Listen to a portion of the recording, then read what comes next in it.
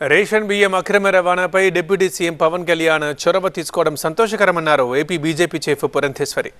Deputy CM హోదాలో పవన్కి ఎక్కడికైనా వెళ్లి విచారణ చేసే అర్హత ఉందని చెప్పారు.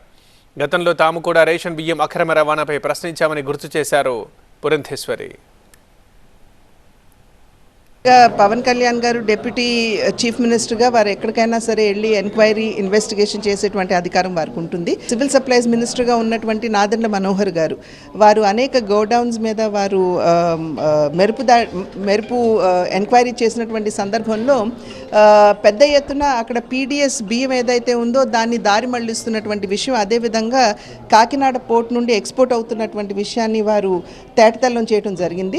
ఇవాళ పవన్ కళ్యాణ్ గారు దాన్ని పరిశీలించడానికి అక్కడికి వెళ్ళడం జరిగింది. వారిని ఏదైతే షిప్ దగ్గరికి వెళ్ళాలి అని చెప్పి వారు భావించారో అది అక్కడ యాంకర్ పోర్ట్ అవటం వలన అది కుదరదు అనేటువంటి విషయాన్ని అధికారులు తెలియజేశారు. ఏదేమైనప్పటికీ ఖచ్చితంగా పవన్ కళ్యాణ్ గారు కూడా చొరవ చూపించడం అనేది ఇది భారతీయ జనతా పార్టీ ఆది నుండి కూడా లేవనెత్తుతున్నటువంటి విషయం. And at the same time Pawan Kalyan గారు ఏదైతే చర్య నిన్న వారు అవలంబించారో దాన్ని ఖచ్చితంగా భారతీయ జనతా పార్టీ స్వాగతిస్తారు.